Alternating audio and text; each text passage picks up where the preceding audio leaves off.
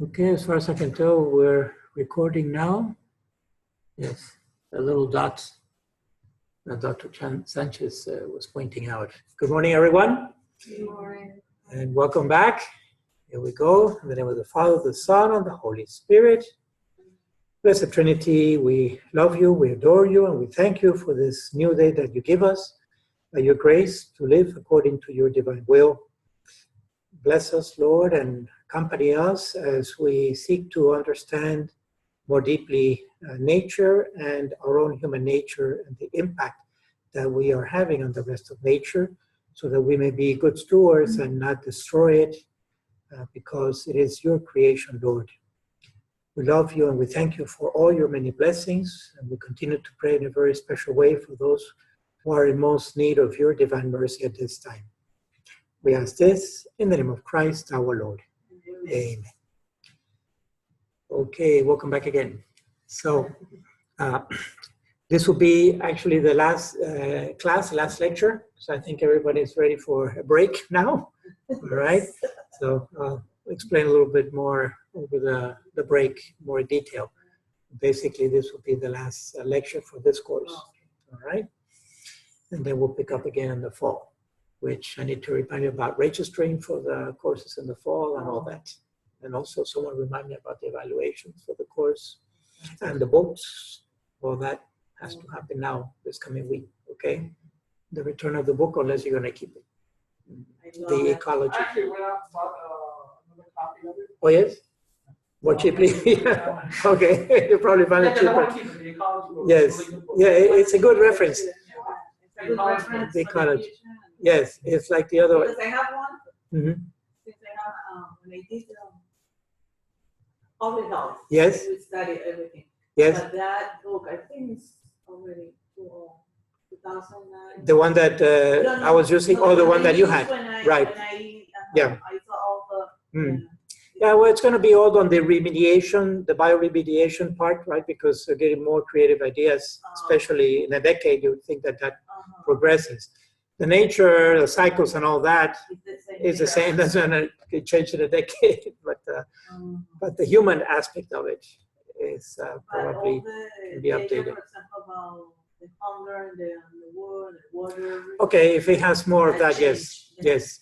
yes, that is updated, exactly. Okay, very good. So someone remind me at the break to cover those points a little bit more. No, there's no outline for this one. Frankly, I didn't have a chance to do it. I didn't have time. But at least a PowerPoint, all right. And I added a new link to the PowerPoint, and I'll send you the updated one. So today I want to talk about the hot topic of climate change. And hot in more than one ways, right?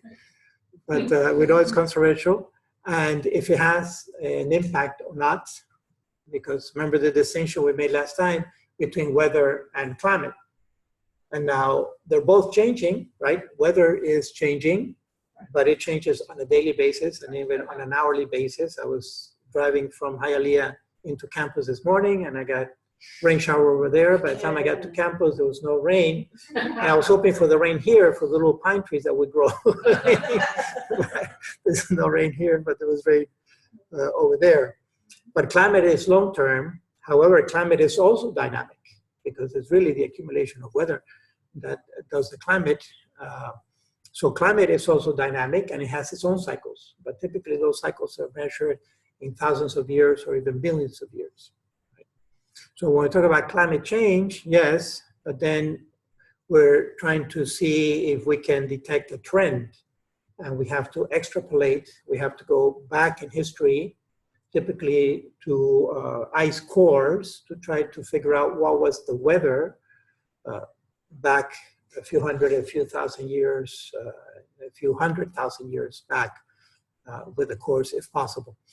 Otherwise, we have to look at actual rock formations to determine, to try to figure out more or less what was the weather and the climate back then.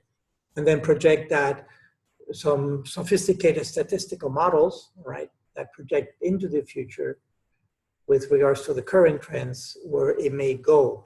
But you understand that as we get away from the the present and the present decades into the past and into the future, the cone of error amplifies, right? The plus or minus error amplifies in both directions, typically more in the future than in the past, because for the future we have no evidence, at least for the past we have some evidence. All right, so these are things to keep in mind, and that's why it becomes controversial precisely. Just this morning, watching the news early in the morning, what's happening over there in France, is it, that they're meeting? The G20, right, with the demonstrations and so forth. They agree on many issues, and the one issue that they disagree on is climate change and global warming. That's precisely a hot topic as recently as this very morning, simply because it also has technological implications, it has economic implications, and it has political implications. And it also has social implications. So you see the layers of complexity, right? The layers of complexity. All right. Then, if there is this climate change that is going on and global warming trend, whether it has an impact on biodiversity or not, because perhaps the greater impact of biodiversity or loss of biodiversity is not so much with the warming, but with the pollution, with the contamination, or loss of habitat for either agriculture or urbanization, okay? So loss of biodiversity happens, there are several different factors that can affect biodiversity. By biodiversity, I mean the number of species that exist today and the extinction rate, and seemingly the acceleration of extinction rate, because there's a background extinction rate that is happening all the time. Remember, speciation is also a dynamic process, as we saw early on. Part of that is the acidification of the oceans, also because CO2 and CO2 mixes into the ocean, it tends to acidify it, which changes the pH, right? And then organisms that are accustomed to a particular pH will be affected by that, and overall environmental degradation. And then finally, what can we do about it, right? The remediation, the bioremediation, by being wise about our natural resources and creative with the technology for the good, not for the evil. So this is an overall outline of today. Let's see how far we can get. Okay, beginning then with climate change and the data that is involved there. I wanted to show something that perhaps is a little dramatic, but the three major chunks of natural ice on Earth, all right, the three major chunks are going to be what? The two poles, and also Caps. mountain caps, but when you add up all the mountain caps and the glaciers that are so permanent snow above 10 or 12,000 feet, right? The mountain ranges, including the glaciers, when you add all that up, it's not that much, but there is a huge glacier that is on top of the largest island in the world. No, Antarctica is a continent, and so is Australia, by the way, so is Greenland, okay?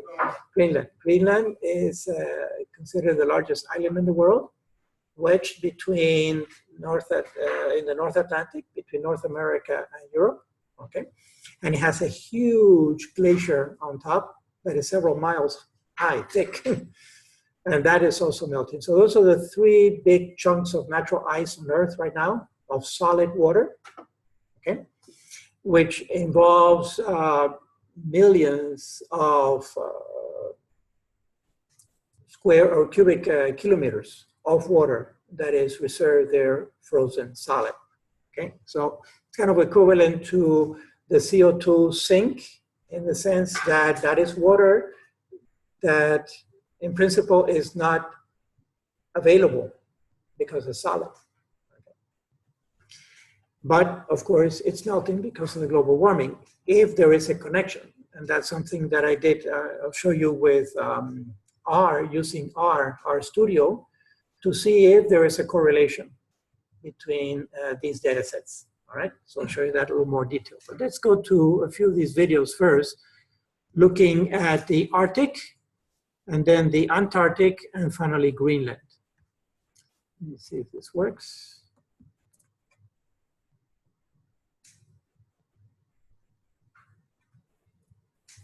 Control click or the link. Control? Control click or the Yeah, maybe. maybe.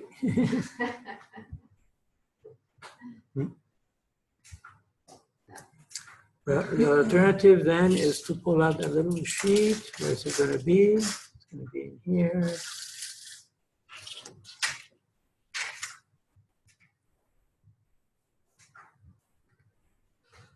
I have to go into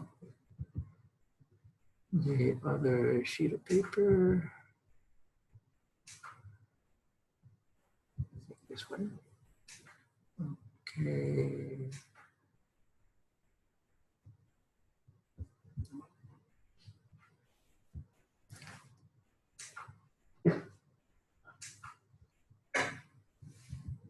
This one.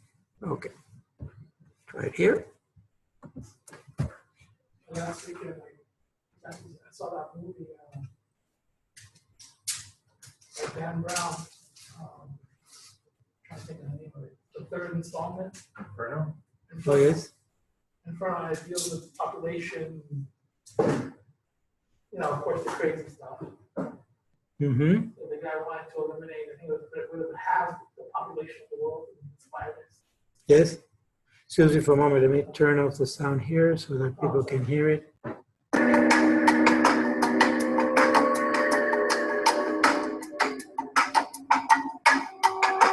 No, this is not the one. Give me a minute. Because they were sequential.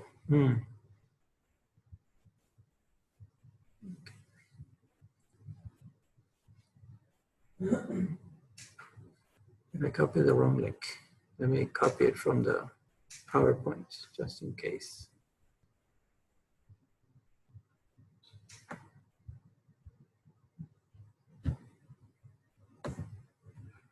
Okay.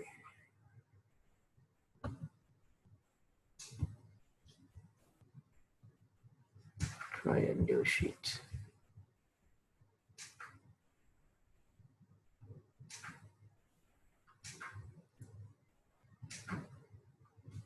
Where's new? Here.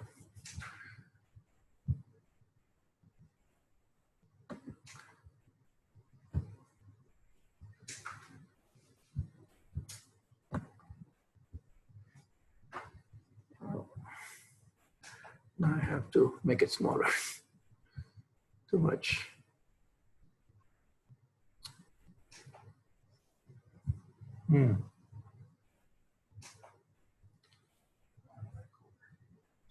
Try to open it. See if it doesn't work, you don't see the whole link. Here, I'll try.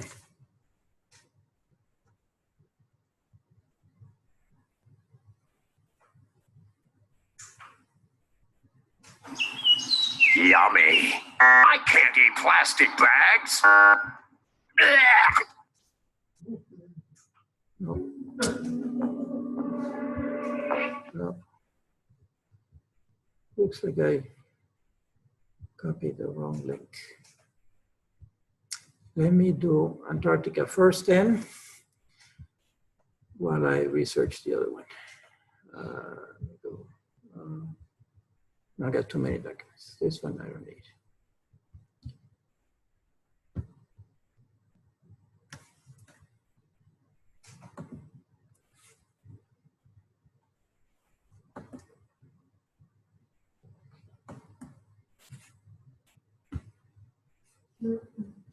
Ahí tiene que copiar todo el link, seleccionar. See, this one is not activating. Okay, we'll try that. Maybe now. No. Okay. So this one, I right click. Okay. Right, copy. Better than the links. Yeah. Let's try this one.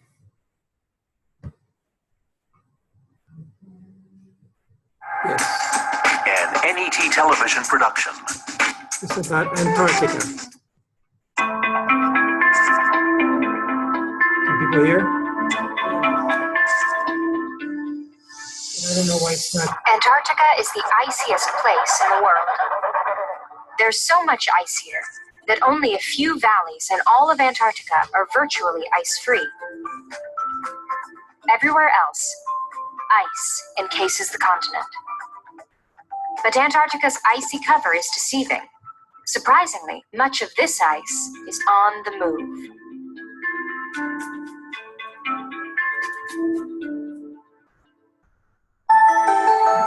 Antarctica may appear to have a single coating of ice, but not all the ice on the continent is the same.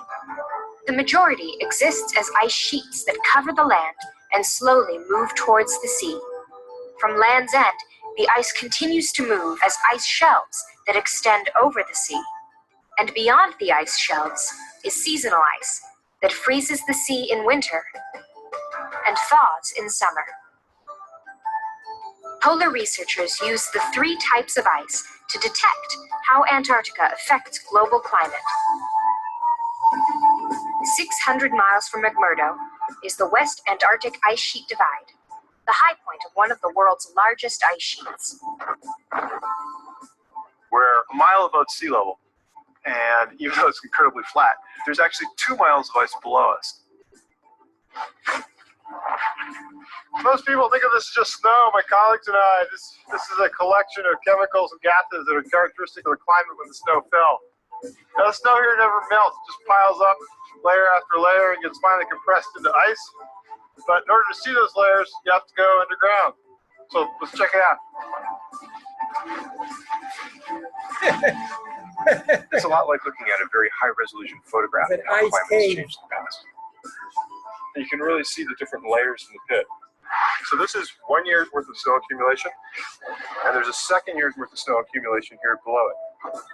And we can figure out what the climate was when that snow was deposited. Researchers here are drilling cores of ice to investigate Antarctica's climate history. These ice cores contain bubbles of ancient atmosphere. Real slow. Nice and slow. Levels of greenhouse gases trapped inside the ice reveal times when conditions were cold or warm. Good. All right. We're looking back about 100,000 years back in time, and that goes through the current warm period and the last glacial period.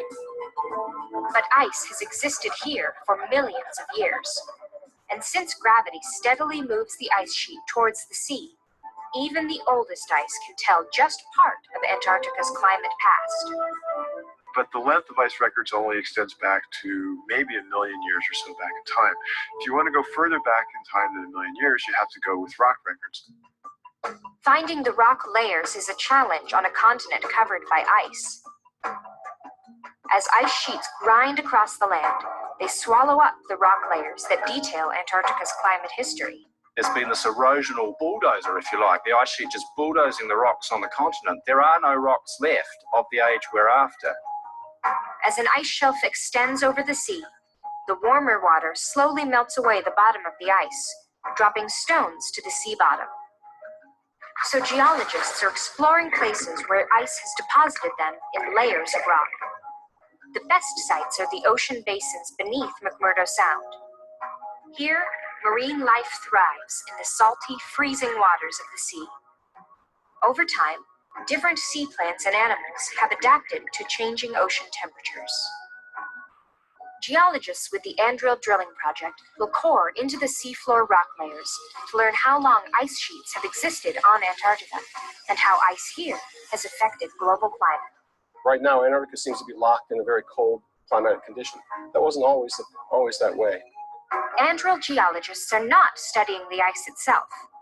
They're using sea ice, or the ice shelf, as a platform to support a rock coring drill rig. They're sending a drill through the ice and down nearly 1,000 feet of water to bore into seafloor rock layers. But drilling on ice is challenging. First, Andril will drill on the McMurdo ice shelf. Although it looks like the ice is frozen in place, the ice shelf is in constant motion. We're sitting on this floating body of ice, 600 feet thick. It goes up and down once a day with the tide, a meter or so. It's moving to my left at about 150 meters a year. What are the problems we have? If this ice freezes onto our drill string and it goes up and down with the tide, it's just going to rip it out of the ground all the time, and we won't be able to get any core. So Andril engineers created a hot water drill, a moving ring that shoots jets of steaming water to melt a wide hole through the length of the ice shelf. The hole allows Andril to continue drilling as the ice shelf moves more than 70 feet during the 3-month drilling season. And so what the drillers will do is deploy it on an angle and anchor it into the sea floor, and then the ice shelf will have moved over the top. Then, Andril will drill on thin sea ice. We're standing right now in the southern part of McMurdo Sound. Seasonally, this region will break out. The sea ice that we're standing on will melt out. Just 20 to 26 feet of sea ice supports Andril's massive drill rig. We have a drill rig that weighs 40 tons. That's before we add any drill pipe to it. So we add airbag flotation to compensate for the weight of the drill pipe that goes all the way to the sea floor. And we inflate that progressively as we add more pipe to it so that we can continue to drill effectively. Andril's drilling innovations on sea ice and the ice shelf will reveal a continuous record of Antarctic climate conditions since the continent plunged into a deep freeze. To learn more about Andril's climate research, watch these episodes of Antarctica's Climate Secrets.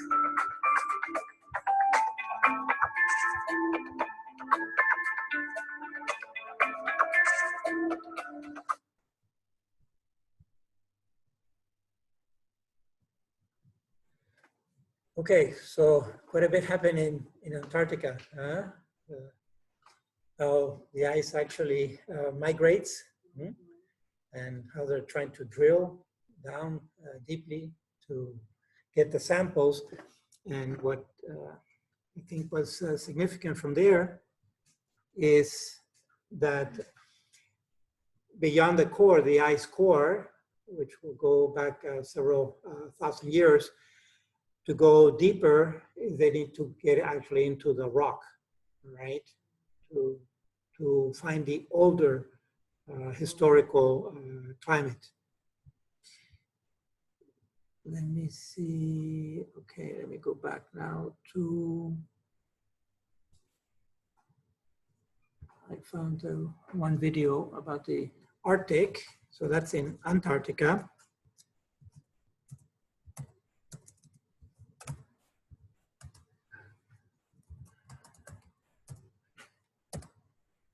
Here there is a sequence that shows time-lapse photography.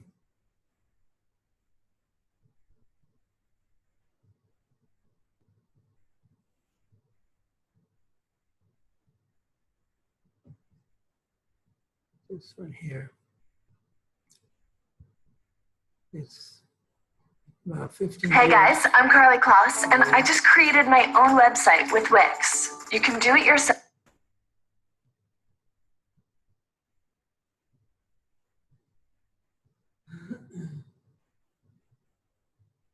It's about 20 years compressed in 1 minute.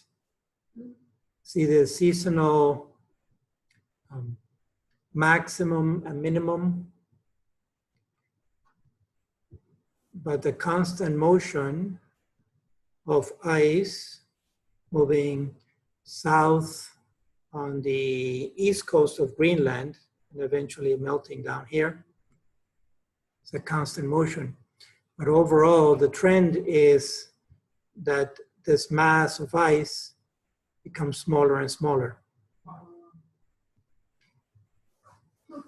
And it's about a 20-year span of time-lapse photography. So basically, all the sea ice is melting. Yes. Let's see.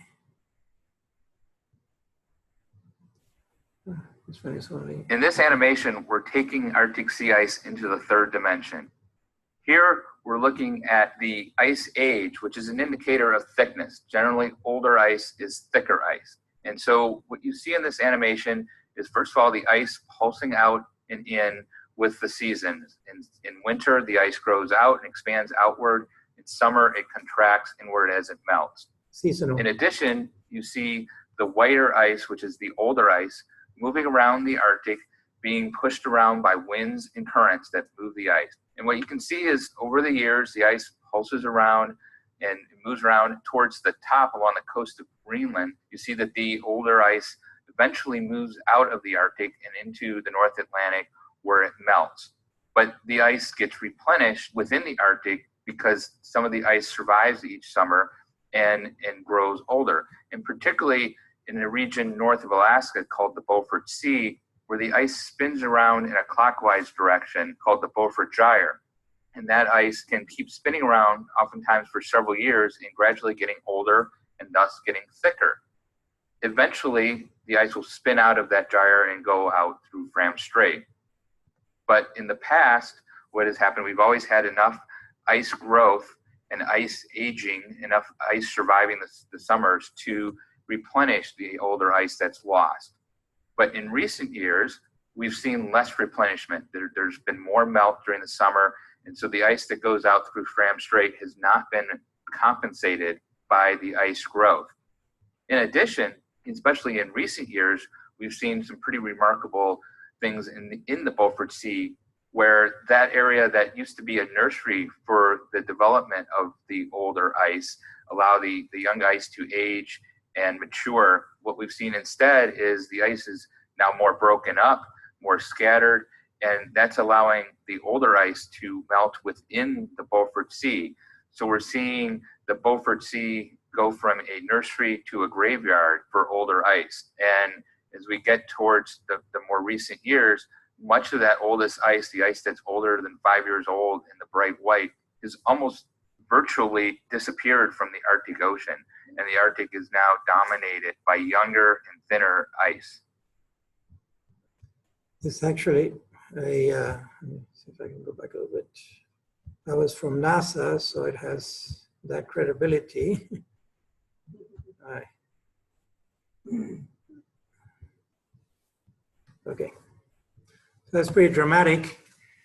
We see from, that spans actually 30 years, right? 30 years. Oh. So definitely there is melting. What is causing it? The assumption is that it's the temperature, and that's precisely what I wanted to link, is the temperature with the melting, and also the sea level rise and CO2. So those are going to be my variables. I'm getting a little ahead of myself here. Let me go back to.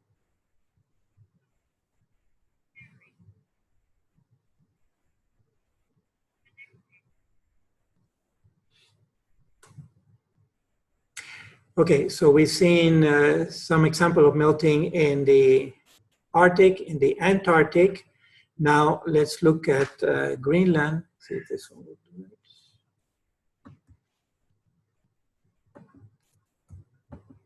No, still doesn't want to react. Let me see if it will over here. Recording. Yeah. Are you recording? Recording? Yes, the little red dot.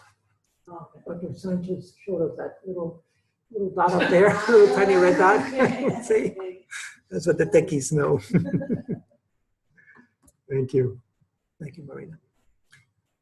All right, so now we're going to look at Greenland. This is from UCLA. I have to get off this. Sheet. They picture a vast plain of blowing snow.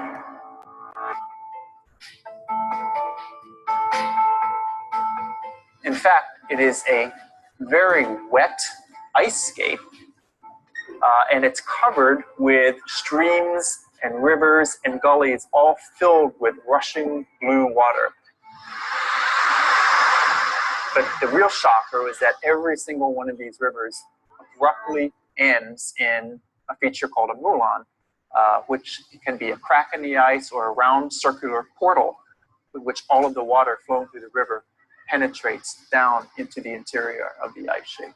So what we've learned is that the Greenland ice sheet is not a featureless plain of ice. It's more like Swiss cheese, through which this meltwater is able to quickly and rapidly flow over the ice, enter into the ice, and then escape down at the downstream edge to flow to the global ocean. One of the most pressing environmental problems of the decades and centuries ahead is rising global sea level. When a flow of one water, of the leading fresh water, causes of melts. sea level rise is the melting of ice from glaciers and ice sheets. You can see some of And the rock Greenland exposure. in particular is the single largest melting chunk of ice in the world. We know from climate models and weather stations approximately how much melt is being formed on the surface of the ice sheet, but what we don't know is if that water is truly escaping the ice sheet to connect to the ocean and contribute to global sea level rise. So for the past 5 years, I and my dedicated students have been studying this problem using a combination of satellite remote sensing, using very high resolution military grade imaging systems, as well as intensive field work involving deployment of autonomous drifters and drones, tracking and studying one of the least understood hydrologic systems in the world. What our research shows is there is a clear and definite connection between climatological melting on the top of the ice sheet and the downstream outflow of water to sea level rise and floods in the rivers moving over the Greenland coast. There are two take-home messages from this research. The first is a discovery and a new appreciation for how significant these superglacial river networks are for quickly and efficiently removing meltwater off of the surface of the Greenland ice sheet and exporting it to the global ocean. The second is we now know that the fundamental assumption of these models, i.e. meltwater produced on the top contributes to sea level rise at the bottom, is in fact correct.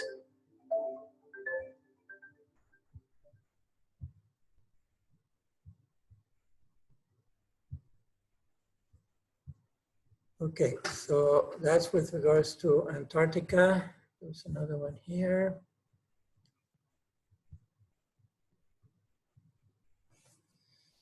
This one has a different angle to it.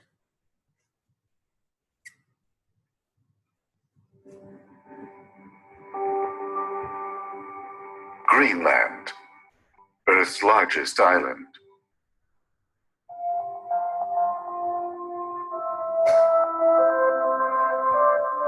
Scientists are sampling, drilling, and flying over this great island because they believe it may be a bellwether of future Earth.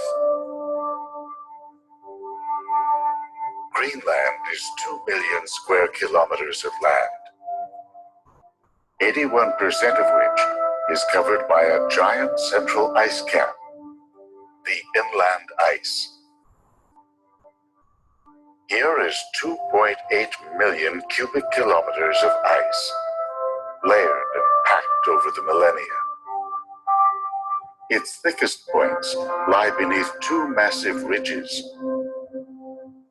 northern at 3 kilometers thick, the southern at over 3.2 kilometers. The inland ice basin is framed by parallel mountain ranges.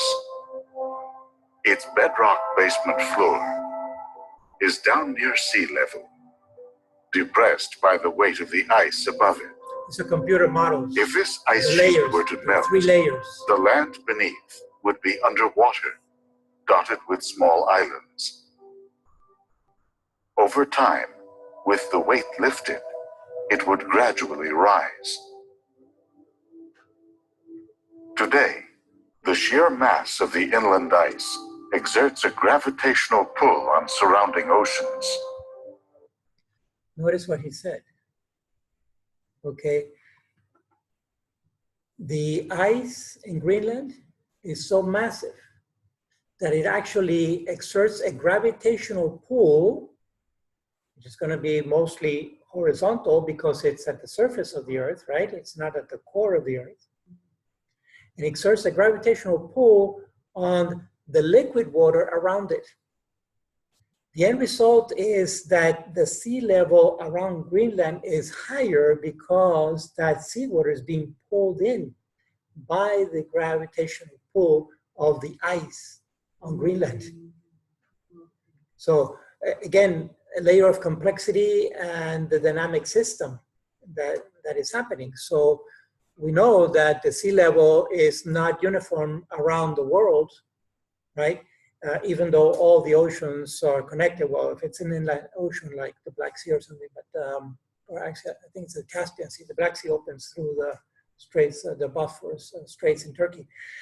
But all the major oceans are interconnected, but that doesn't mean that we have the same sea level, all right? Partly because of the tides are different, and the tides are associated with the actual volume, the sheer volume, so that the Pacific has 2 tides as opposed to the Atlantic because it's large enough to exert the pull twice of the moon.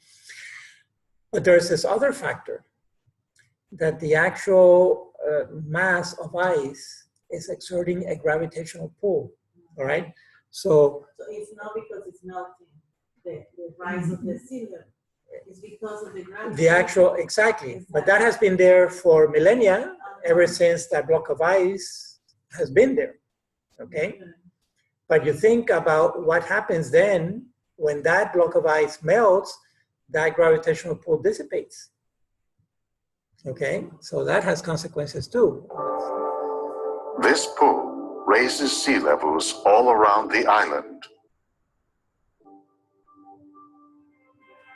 In the event of extreme melting, a recent study showed that sea levels would actually drop out to a distance of about 1,000 kilometers. More distant shores, however, would experience an average global sea level rise of over 7 meters. That's over 20 feet, right? In this time of rising temperatures across the Arctic, scientists are working to find out how quickly the ice is melting now, and how much of it has melted in the past. Greenland today is a laboratory for studying the history of our planet. Its landscapes and fjords tell the story of mountain building, volcanism, ice ages, and the rise of living organisms. The parallel mountain ranges that line its east and west coasts go back 300 to 400 million years. Those mountains have been shaped by an ice age that has enveloped the Earth over the last 2.5 million years, the Quaternary. In this period, the ice sheet ebbed and flowed. To find out just how dynamic this ice sheet is, scientists have been crisscrossing the island, using radar to see all the way down to the bedrock. Combining radar and deep drilling data, they are attempting to lay out the history of the inland ice over the last 100,000 years. 3 major layers. The top layers formed in the current period, the Holocene, going back 12,000 years. More or less the last ice age. The middle layer is the product of the last ice age, beginning 70,000 years ago. So the green was the end of the ice age. Finally, the bottom layer is what remained in the last period of global warming, the Eemian, from roughly 130 to 115,000 years ago. Okay, so to be clear for a moment on the 3 layers, the top layer is about 12,000 years, which was the end of the last ice age. Okay? And then in between the blue is between 10 or 12,000 and 70,000, which was the extent of the last ice age. And then below that is the last warming, the interglacial period, the last interglacial period, of which scientists estimate that there have been 5 of these glacial cycles, all right, that we can tell, in the past half billion years, so going back about 500 million years. So the red area then, the bottom one, is very interesting and exciting because that tells scientists how the Earth was in the last global warming, of which obviously we had nothing to do with, right? It was a natural cycle, but it was definitely warming. That's where you have the tropical environment up north, including Greenland, Alaska, Northern Europe, Siberia, and all that. And that's why it has petroleum, is because it had a lush tropical rainforest in the landmass that was up there. But also the poles were melted and the sea level was much higher back then. Okay. Going back 12,000 years. That's the end of the last ice age. The middle layer is the product of the last ice age, beginning 70,000 years ago. So in other words, that ice age lasted about 60,000 years. Finally, the bottom layer is what remained in the last period of global warming, the Eemian, from roughly 130 to 115,000 years ago.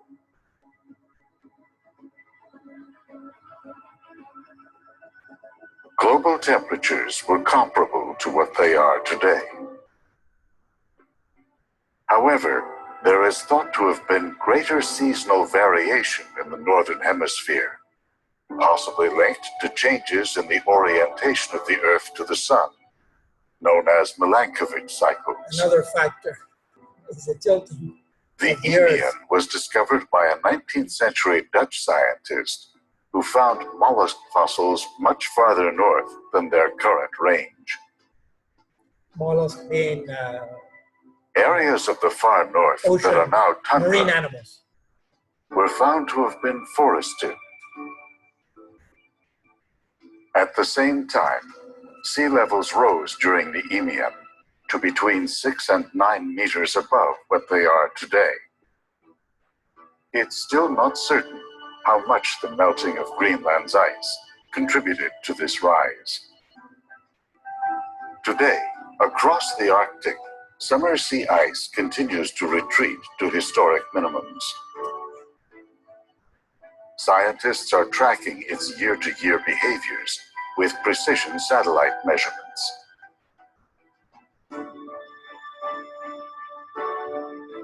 And they are looking intensively at the behavior of Greenland's inland ice. The GRACE mission has tracked changes in the mass of these great ice stores, with pink showing areas of greatest loss from 2004 to 2014. There's a 10-year span.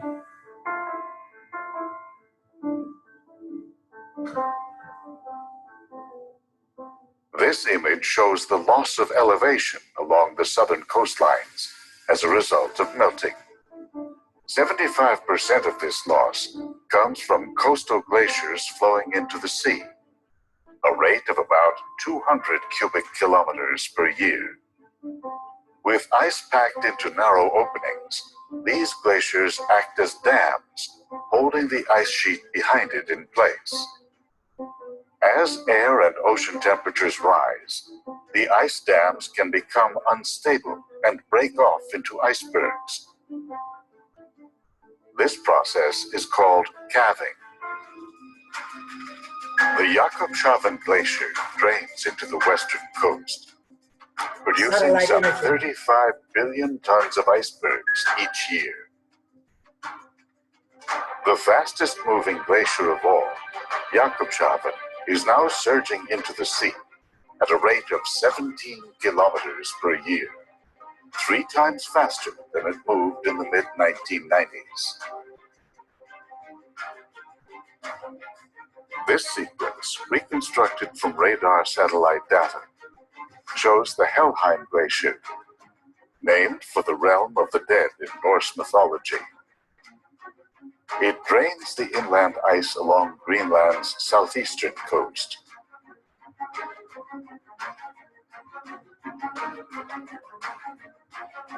The calving front, or seaward edge, extended out to here in the year 2000.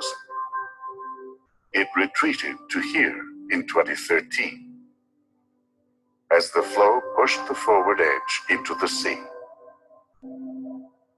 Then there's the giant Zachariah ice stream.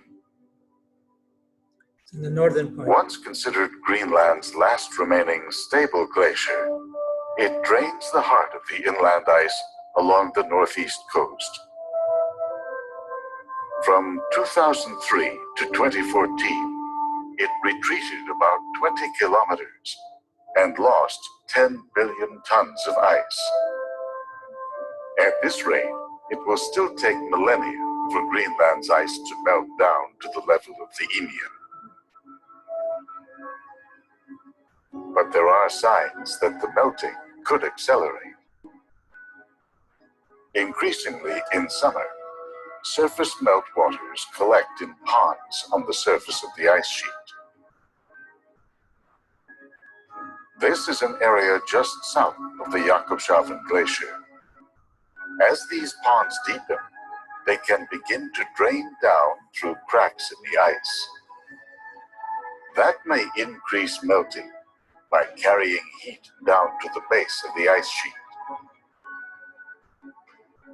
When this happens, friction between the rock and the ice above it is reduced, and the flow speeds up.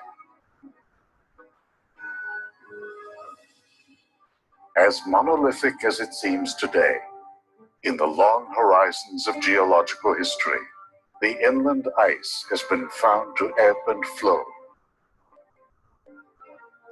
In these warmer times, the ice appears to be drawing down. How quickly this is happening and what effect it will have on sea levels is a matter of debate and research. So the monitoring continues. As meltwaters pond, glaciers calve, and the ice flows into the sea.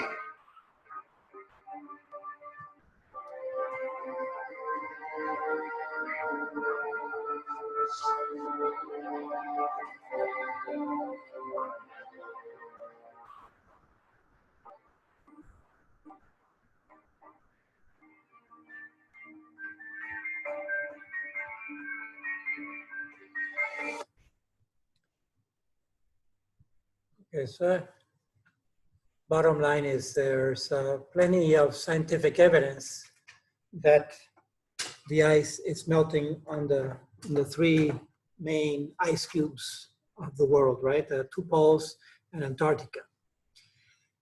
Then what is causing the melting? Well, That's the point. exactly, and It's really the CO2. exactly. Exactly. So what I did, Well, let me just go to this website for a moment as a reference. They kind of alluded to it in one of the first videos, that they have gases that are trapped inside the ice cores. Yes, that's part of it. My understanding is CO2. So Yes. Ice, like we emit CO2, but that Right. ice also has CO2. Right. So as it melts. So it's a compounding effect. And there's also methane, which is also a greenhouse gas. Right. But my question is, we're in an interglacial period. Yes. Technically, well, actually, we're actually in a glacial period, a mild glacial period. Why? Because we have ice on Earth. We have natural ice. We have the poles. And so we're not in a total thaw out like the Gamian, whatever it's called there. Sorry, I forgot to connect this.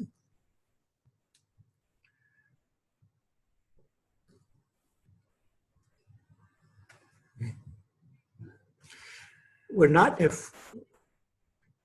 in a full-blown interglacial period, right? Because there's still natural ice on Earth. If the poles were melted and Greenland, then we would be in a total thaw out. So technically we're interglacial, but it's mild. And then the question is, which way is it heading, right? In the long term. This is a site that is from NASA, and it's all devoted to climate change, all right? So I just wanted to point it out to you. I'll send you the link also because I forgot to include it in the original PowerPoint. But you see it has evidence here. For example, just what we're talking about the cycles. This goes over almost 500,000 years, the scale. And this is the CO2 level.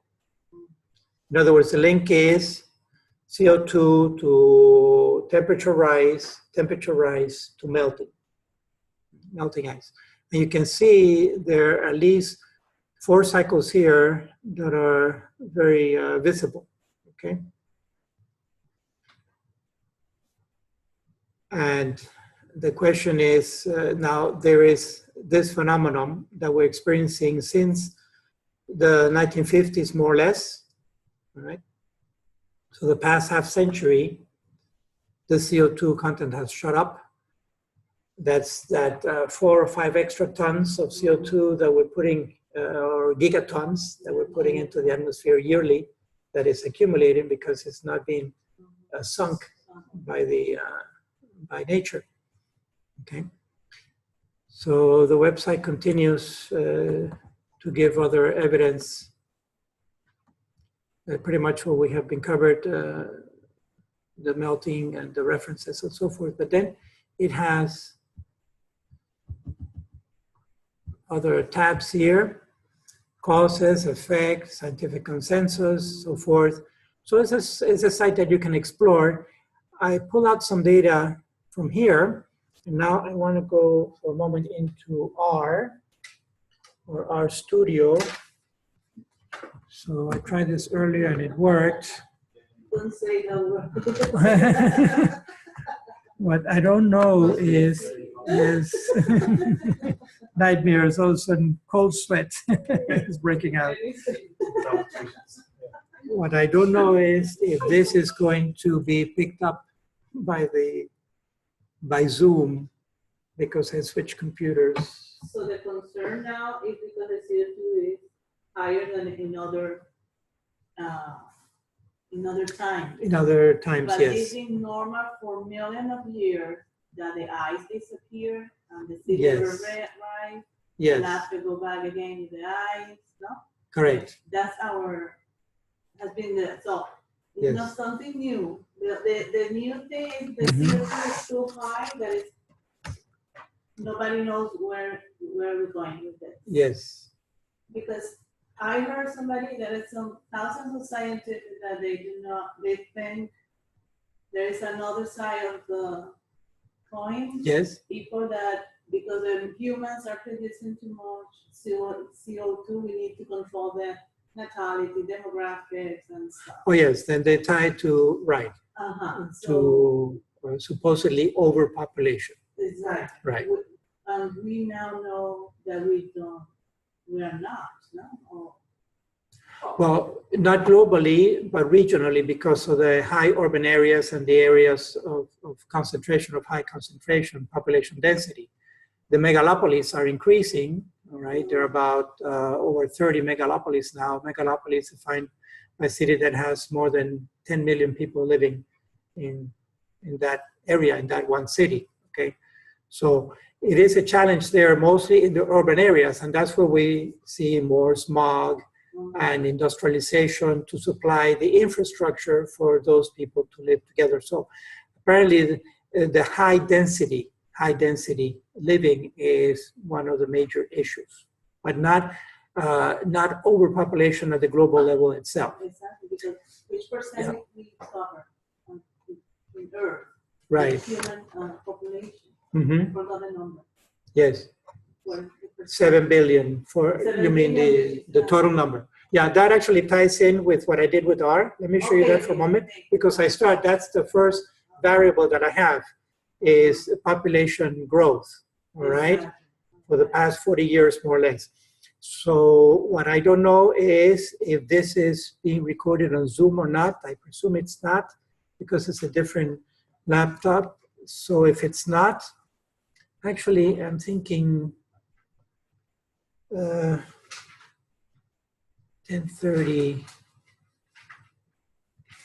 I could try to end that session and start a session in this other laptop. Let me do that. Why don't we take a few minutes break now?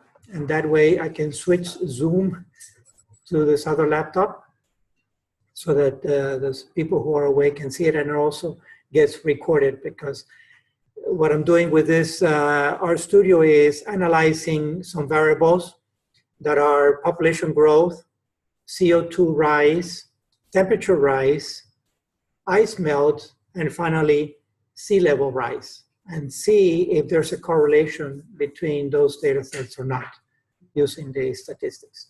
Okay, so let's take a few minutes break and give me a chance to switch computers for the Zoom program. Okay, Ed, I don't know if you were able to get all that. I'm going to, yep. Okay, so I'm going to switch computers, and I'll probably have to send out a new link for this next session. Okay? All right. In the end, it will all be put into the YouTube. All right. Okay, so let me end this session now. Stop recording. Yes. Ah, okay, Gloria's there too. Okay, Gloria, did you hear what I said? Okay, I'm going to end this session and start another session in the other laptop, okay? Yes, Father. Ah, Gloria is there too. Okay. So I'll send you the new link in a few minutes. Thank you. Bye.